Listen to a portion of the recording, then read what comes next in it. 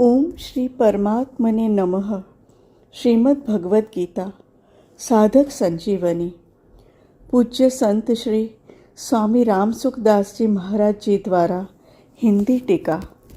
अध्याय 3 कर्मयोग, page 185 185। Audio 55 55। संबंध। पूर्व श्लोक में भगवान ने कहा कि यज्ञ अर्थात कर्तव्य कर्म के अतिरिक्त कर्म बंधन कारक होते हैं। अतः इस बंधन से मुक्त होने के लिए कर्मों का स्वरूप से त्याग न करके कर्तव्य बुद्धि से कर्म करना आवश्यक है। अब कर्मों की अवश्य कर्तव्यता को पुष्ट करने के लिए और भी हेतु बताते हैं। श्लोक 10-11।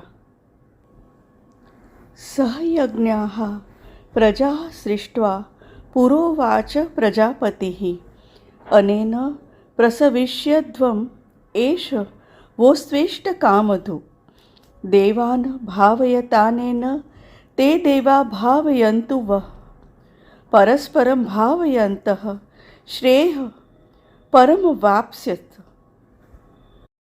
प्रजापति ब्रह्मा जी ने सृष्टि के आदिकाल में कर्तव्य कर्मों के विधान सहित प्रजा अर्थात मनुष्य आदि की रचना करके उनसे प्रधानतया मनुष्यों से कहा कि तुम लोग इस कर्तव्य के द्वारा सबकी वृद्धि करो और यह कर्तव्य कर्म रूप यज्ञ तुम लोगों को कर्तव्य पालन की आवश्यक सामग्री प्रदान करने वाला हो। इस अपने कर्तव्य कर्म के द्वारा तुम लोग देवताओं को उन्नत करो और वे देवता लोग अपने कर्तव्य के द्वारा तुम लोगों को उन्नत करें।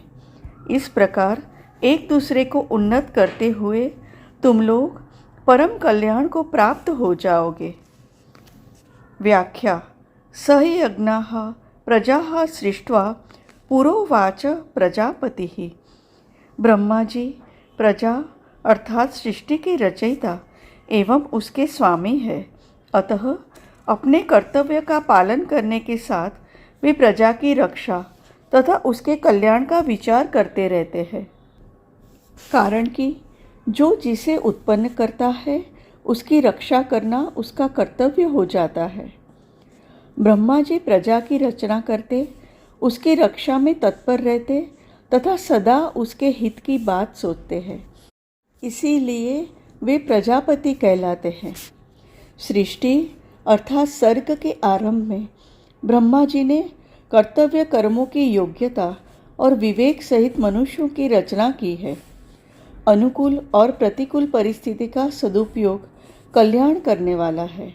इसलिए ब्रह्मा जी ने अनुकूल प्रतिकूल परिस्थिति का सदुपयोग करने का विवेक साथ देकर ही मनुष्यों की रचना की है।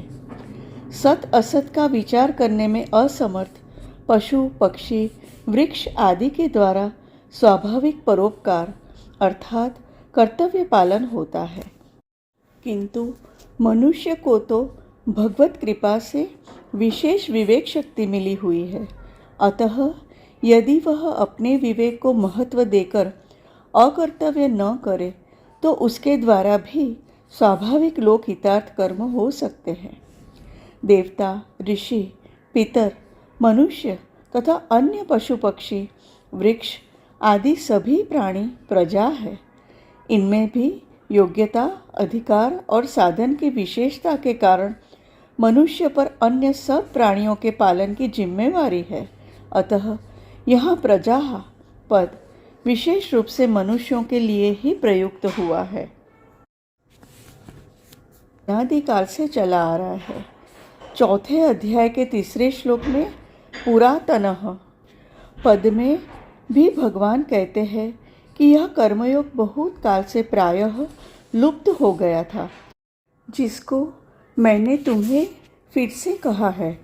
उसी बात को यहाँ भी पूरा पद से वे दूसरी रीति से कहते हैं कि मैंने ही नहीं प्रत्युत ब्रह्मा जी ने भी सर्ग के आदिकाल में कर्तव्य सहित प्रजा को रचकर उनको उसी कर्मयोग का आचरण करने की आज्ञा दी थी। तात्पर्य यह है कि कर्मयोग अर्थात निस्वार्थ भाव से कर्तव्य करने की परंपरा अनादिकाल से ही चली आ रही है। यह कोई नई बात नहीं है।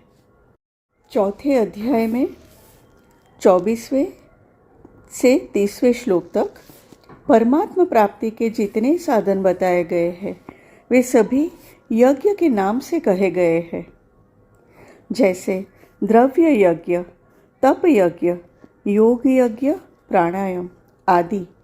प्रायः यज्ञ शब्द का अर्थ हवन से संबंध रखने वाली क्रिया के लिए ही प्रसिद्ध है, परंतु गीता में यज्ञ शब्द शास्त्र विधि से की जाने वाली संपूर्ण विहित क्रियाओं का वाचक भी है। अपने वर्ण, आश्रम, धर्म, जाति, स्वभाव, देश, काल आदि के अनुसार प्राप्त कर्तव्य कर्म यज्ञ के अंतर्गत आते हैं। दूसरे के हित की भावना से किए जाने वाले सब कर्म भी यज्ञ ही है। ऐसे यज्ञ अर्थात कर्तव्य का दायित्व मनुष्य पर ही है। अनेन प्रसविष्यत्वम एष वो स्वेष्ट कामधु। ब्रह्मा जी मनुष्यों से कहते हैं कि तुम लोग अपने अपने कर्तव्य पालन के द्वारा सबकी वृद्धि करो, उन्नति करो। ऐसा करने से तुम लोगों को कर्तव्य कर्म करने में उपयोगी सामग्री प्राप्त होती रहे, उसकी कमी कभी न रहे। अर्जुन की कर्म न करने में जो रुचि थी उसे दूर करने के लिए भगवान कहते हैं कि प्रजापति ब्रह्मा जी के वचनों से भी तुम्हें कर्तव्य कर्म करने की शिक्षा लेनी चाहिए। दूसरों के हित के लिए कर्तव्य कर्म करने से ही तुम्हारी लौकिक और पारलौकिक उन्नति हो सकती है। निष्काम भाव से केवल कर्तव्य पालन के विचार से कर्म करने पर मनुष्य मुक्त हो जाता है और सकाम भाव से कर्म करने पर मनुष्य बंधन में पड़ जाता है। प्रस्तुत प्रकरण में निष्काम भाव से किए जाने वाले कर्तव्य कर्म का विवेचन चल रहा है। अतः यहाँ इष्ट काम पद का अर्थ इच्छित भोग सामग्री अर्थात जो सकाम भाव का सूचक है लेना उचित प्रतीत नहीं होता। यहाँ इस पद का अर्थ है यज्ञ अर्थात कर्तव्य कर्म करने की आवश्यक सामग्री। कर्मयोगी दूसरों की सेवा अथवा हित करने के लिए सदा ही तत्पर रहता है। इसलिए प्रजापति ब्रह्मा जी के विधान के अनुसार दूसरों की सेवा करने की सामग्री, सामर्थ्य और शरीर निर्वाह की आवश्यक वस्तुओं की उसे कभी कमी नहीं रहती। उसको ये उपयोगी वस्तुएं सुगमतापूर्वक मिलती रहती है। ब्रह्मा जी के विधान के अनुसार कर्तव्य कर्म करने की सामग्री जिस जिसको जो भी मिली हुई है वह कर्तव्य पालन करने के लिए उसकी पूरी की पूरी प्राप्त है।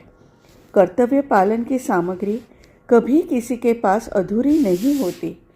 ब्रह्मा जी के विधान में कभी फर्क नहीं पड़ सकता, क्योंकि जब उन्होंने कर्तव्य कर्म करने का विधान निश्चित किया है तब जितने से कर्तव्य का पालन हो सके उतनी सामग्री देना भी उन्हीं पर निर्भर है। वास्तव में मनुष्य शरीर भोग भोगने के लिए है ही नहीं। एहि तन कर फल विषय न भाई।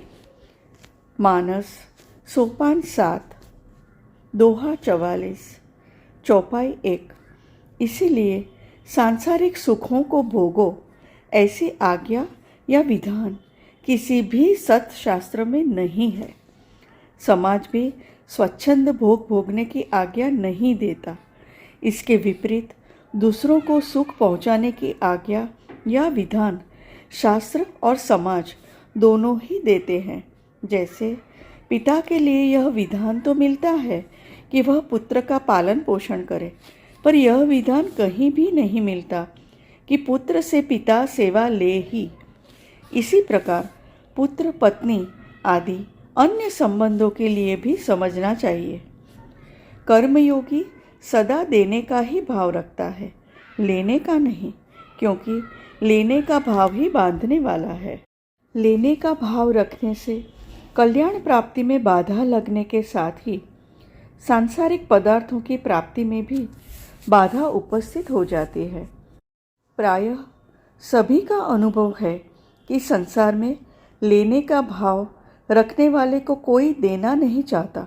इसलिए ब्रह्मा जी कहते हैं कि बिना कुछ चाहे निस्वार्थ भाव से कर्तव्य कर्म करने से ही मनुष्य अपनी उन्नति अर्थात कल्याण कर सकता है।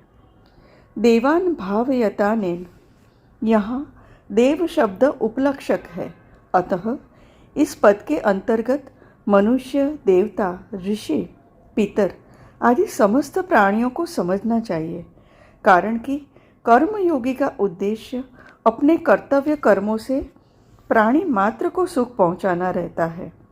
इसलिए यह ब्रह्मा जी संपूर्ण प्राणियों की उन्नति के लिए मनुष्यों को अपने कर्तव्य कर्म रूप यज्ञ के पालन का आदेश देते हैं। अपने अपने कर्तव्य का पालन करने से मनुष्य का स्वतः कल्याण हो जाता है। अध्याय 18 श्लोक 45। कर्तव्य कर्म का पालन करने के उपदेश के पूर्ण अधिकारी मनुष्य ही है।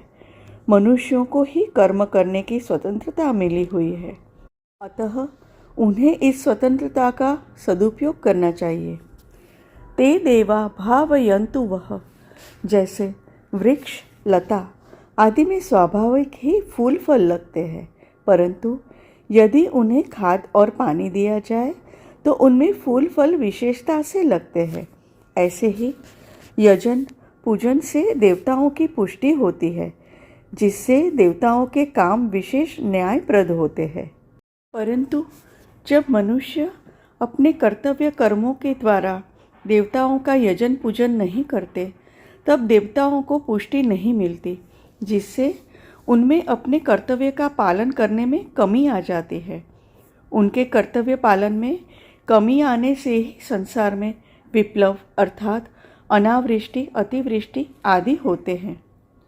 परस्परम भावयन्तः, इन पदों का अर्थ यह नहीं समझना चाहिए कि दूसरा हमारी सेवा करे तो हम उसकी सेवा करें। प्रत्युत यह समझना चाहिए कि दूसरा हमारी सेवा करे या न करे, हमें तो अपने कर्तव्य के द्वारा उसकी सेवा करनी ही है। दूसरा क्या करता है, क्या नहीं करता, हमें सुख देता या दुख, इन बातों से हमें कोई मतलब नहीं रखना चाहिए, क्योंकि दूसरों के कर्तव्य को देखने वाला अपने कर्तव्य से च्युत हो जाता है। परिणाम स्वरूप उसका पतन हो जाता है। दूसरों से कर्तव्य का पालन करवाना अपने अधिकार की बात भी नहीं है। हमें सबका हित करने के लिए केवल अपने कर्तव्य का पालन करना है और उसके द्वारा सबको सुख पहुंचाना है। सेवा करने में अपनी समझ, सामर्थ्य, समय और सामग्री को अपने लिए थोड़ी सी भी बचाकर नहीं रखनी है, तभी जड़ता से सर्वथा संबंध विच्छेद होगा। हमारे जितने भी सांसारिक संबंधी, माता पिता, स्त्री पुत्र, भाई भौजाई आदि है, उन सब की हमें सेवा करनी है। अपना सुख लेने के लिए ये संबंध नहीं है। हमारा जिनसे जैसा संबंध है उसी के अनुसार उनकी सेवा करना, मर्यादा के अनुसार उन्हें सुख पहुंचाना हमारा कर्तव्य है। उनसे कोई आशा रखना और उन पर अपना अधिकार मानना बहुत बड़ी भूल है। हम उनके ऋणी हैं और ऋण उतारने के लिए उनके यहाँ हमारा जन्म हुआ है। अतः निस्वार्थ भाव से उन संबंधियों की सेवा करके हम अपना ऋण चुका दें, यह हमारा सर्वप्रथम आवश्यक कर्तव्य है। सेवा तो हमें सभी की करनी है, परंतु जिनकी हमारे पर जिम्मेवारी है उन संबंधियों की सेवा सबसे पहले करनी चाहिए। शरीर, इंद्रियां, मन, बुद्धि, पदार्थ आदि अपने नहीं है और अपने लिए भी नहीं है, यह सिद्धांत है। अतः अपने अपने कर्तव्य का पालन करने से स्वतः एक दूसरे की उन्नति होती है। कर्तव्य और अधिकार संबंधी मार्मिक बात। कर्मयोग तभी होता है जब मनुष्य अपने कर्तव्य के पालन पूर्वक दूसरे के अधिकार की रक्षा करता है। जैसे माता पिता की सेवा करना पुत्र का कर्तव्य है और माता पिता का अधिकार है। जो दूसरे का अधिकार होता है वही हमारा कर्तव्य होता है। अतः प्रत्येक मनुष्य को अपने कर्तव्य पालन के द्वारा दूसरे के अधिकार की रक्षा करनी है तथा दूसरे का कर्तव्य नहीं देखना है। दूसरे का कर्तव्य देखने से मनुष्य स्वयं कर्तव्यच्युत हो जाता है, क्योंकि दूसरे का कर्तव्य देखना हमारा कर्तव्य नहीं है। तात्पर्य है कि दूसरे का हित करना है, यह हमारा कर्तव्य है और दूसरे का अधिकार है। यद्यपि अधिकार कर्तव्य के ही अधीन है, तथापि मनुष्य को अपना अधिकार देखना ही नहीं है, प्रत्युत अपने अधिकार का त्याग करना है। केवल दूसरे के अधिकार की रक्षा के लिए अपने कर्तव्य का पालन करना है। दूसरे का कर्तव्य देखना तथा अपना अधिकार जमाना लोक और परलोक में महान पतन करने वाला है। वर्तमान समय में घरों में, समाज में जो अशांति, कलह, संघर्ष देखने में आ रहा है, उसमें मूल कारण यही है कि लोग अपने अधिकार की मांग तो करते हैं पर अपने कर्तव्य का पालन नहीं करते। इसलिए ब्रह्मा जी देवताओं और मनुष्यों को उपदेश देते हैं कि एक दूसरे का हित करना तुम लोगों का कर्तव्य है। श्रेयः परम वाप्स्यथ। प्रायः ऐसी धारणा बनी हुई है कि यहाँ परम कल्याण की प्राप्ति का कथन अतिशयोक्ति है, पर वास्तव में ऐसा नहीं है। अगर इसमें किसी को संदेह हो तो वह ऐसा करके खुद देख सकता है। जैसे धरोहर रखने वाले की धरोहर उसे वापस कर देने से धरोहर रखने वाले से तथा उस धरोहर से हमारा किसी प्रकार का संबंध नहीं रहता, ऐसे ही संसार की वस्तु संसार की सेवा में लगा देने से संसार और संसार की वस्तु से हमारा कोई संबंध नहीं रहता। संसार से माने हुए संबंध का विच्छेद होते ही चिन्मयता का अनुभव हो जाता है। अतः प्रजापति ब्रह्मा जी के वचनों में अतिशयोक्ति की कल्पना करना अनुचित है। यह सिद्धांत है कि जब तक मनुष्य अपने लिए कर्म करता है तब तक उसके कर्म की समाप्ति नहीं होती और वह कर्मों से बंधता ही जाता है। कृतकृत्य वही होता है जो अपने लिए कभी कुछ नहीं करता। अपने लिए कुछ भी नहीं करने से पाप का आचरण भी नहीं होता, क्योंकि पाप का आचरण कामना के कारण ही होता है। अध्याय 3 श्लोक 37। अतः अपना कल्याण चाहने वाले साधक को चाहिए कि वह शास्त्रों की आज्ञा के अनुसार फल की इच्छा और आसक्ति का त्याग करके कर्तव्य कर्म करने में तत्पर हो जाए। फिर कल्याण तो स्वतः सिद्ध है। अपनी कामना का त्याग करने से संसार मात्र का हित होता है। जो अपनी कामना पूर्ति के लिए आसक्तिपूर्वक भोग भोगता है वह स्वयं तो अपनी हिंसा अर्थात पतन करता ही है, साथ ही जिनके पास भोग सामग्री का अभाव है उनकी भी हिंसा करता है अर्थात दुख देता है। कारण कि भोग सामग्री वाले मनुष्य को देखकर अभावग्रस्त मनुष्य को उस भोग सामग्री के अभाव का दुख होना स्वाभाविक है। इस प्रकार स्वयं सुख भोगने वाला व्यक्ति हिंसा से कभी बच नहीं सकता। ठीक इसके विपरीत पारमार्थिक मार्ग पर चलने वाले व्यक्ति को देखकर दूसरों को स्वतः शांति मिलती है, क्योंकि पारमार्थिक संपत्ति पर सबका समान अधिकार है। निष्कर्ष यह निकला कि मनुष्य कामना आसक्ति का त्याग करके अपने कर्तव्य कर्म का पालन करता रहे तो ब्रह्मा जी के कथनानुसार वह परम कल्याण को अवश्य ही प्राप्त हो जाएगा। इसमें कोई संदेह नहीं है। यहाँ परम कल्याण की प्राप्ति मुख्यतः से मनुष्यों के लिए ही बताई गई है। देवताओं के लिए नहीं, कारण कि देव योनि अपना कल्याण करने के लिए नहीं बनाई गई है। मनुष्य जो कर्म करता है उन कर्मों के अनुसार फल देने, कर्म करने की सामग्री देने तथा अपने अपने शुभ कर्मों का फल भोगने के लिए देवता बनाए गए हैं। वे निष्काम भाव से कर्म करने की सामग्री देते हों ऐसी बात नहीं है, परंतु उन देवताओं में भी अगर किसी में अपने कल्याण की इच्छा हो जाए तो उसका कल्याण होने में मना नहीं है। अर्थात अगर कोई अपना कल्याण करना चाहे तो कर सकता है। जब पापी से पापी मनुष्य के लिए भी अपना उद्धार करने की मनाही नहीं है, तो फिर देवताओं के लिए, जो कि पुण्य योनि है, अपना उद्धार करने की मनाही कैसे हो सकती है?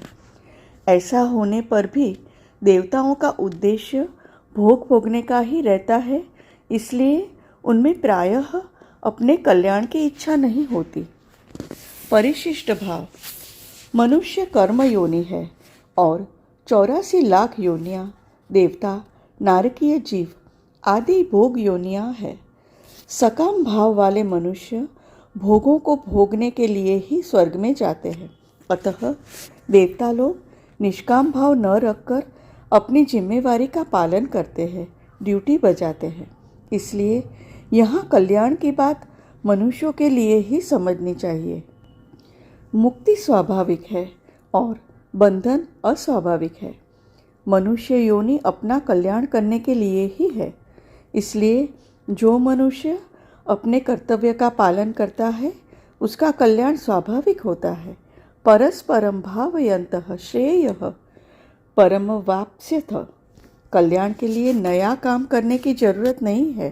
प्रत्युत जो काम करते हैं उसी को स्वार्थ, अभिमान और फलेच्छा का त्याग करके दूसरों के हित के लिए करें तो कल्याण हो जाएगा। निष्काम भाव के बिना भी केवल अपने कर्तव्य का पालन करने से स्वर्गादि पुण्य लोकों की प्राप्ति हो जाती है। जिन स्वर्ग की प्राप्ति बड़े बड़े यज्ञ करने से होती है, उसी की प्राप्ति क्षत्रिय केवल अपना कर्तव्य कर्म युद्ध करके प्राप्त कर सकता है। जैसे ब्रह्मा जी ने देवताओं और मनुष्यों के लिए परस्पर एक दूसरे का हित करने की बात कही है, ऐसे ही चारों वर्णों के लिए भी परस्पर एक दूसरे का हित करने की बात समझनी चाहिए। चारों वर्ण परस्पर एक दूसरे के हित के लिए अपना अपना कर्तव्य कर्म करें तो वे परम कल्याण को प्राप्त हो जाएंगे। संपूर्ण सृष्टि की रचना ही इस ढंग से हुई है कि अपने लिए कुछ अर्थात वस्तु और क्रिया नहीं है, दूसरे के लिए ही है। इदम ब्रह्मणे न मम। जैसे पतिव्रता स्त्री पति के लिए ही होती है, अपने लिए नहीं। स्त्री के अंग पुरुष को सुख देते हैं पर स्त्री को सुख नहीं देते। पुरुष के अंग स्त्री को सुख देते हैं पर पुरुष को सुख नहीं देते। माँ का दूध बच्चे के लिए ही होता है, अपने लिए नहीं। और बच्चे की चेष्टाएं माँ को सुख देती है, बच्चे को नहीं। माता पिता संतान के लिए होते हैं और संतान माता पिता के लिए होती है। श्रोता वक्ता के लिए होता है और वक्ता श्रोता के लिए होता है। तात्पर्य है कि खुद सुख न ले, प्रत्युत दूसरे को सुख दे। सृष्टि की रचना भोग के लिए नहीं है, प्रत्युत उद्धार के लिए है। देवता भी स्वार्थ का त्याग करके दूसरे का हित कर सकते हैं, इसलिए देवताओं में भी नारद जैसे ऋषि हुए हैं। यद्यपि भगवान की ओर से किसी को मना नहीं है, तथापि कल्याण का मुख्य एवं स्वतः अधिकारी मनुष्य ही है। एक शंका हो सकती है कि हम तो दूसरे का भला करें पर दूसरा हमारा भला न करके बुरा करे तो परस्परम भावयन्तः कैसे होगा? इसका समाधान है कि हम दूसरे का भला करेंगे तो दूसरा हमारा बुरा कर सकेगा ही नहीं, उसमें हमारा बुरा करने की सामर्थ्य ही नहीं रहेगी। अगर वह बुरा करेगा भी तो पीछे पछताएगा, रोएगा अगर वह हमारा बुरा करेगा तो हमारा भला करने वाले, हमारे साथ सहानुभूति रखने वाले कई पैदा हो जाएंगे। वास्तव में किसी का बुरा करने का विधान कहीं नहीं आता। मनुष्य ही द्वेष के कारण दूसरे का बुरा करता है। परस्परम भावयन्तः, यह मनुष्यता की बात है। इसके न होने से ही मनुष्य दुख पा रहे हैं। हरि ओम।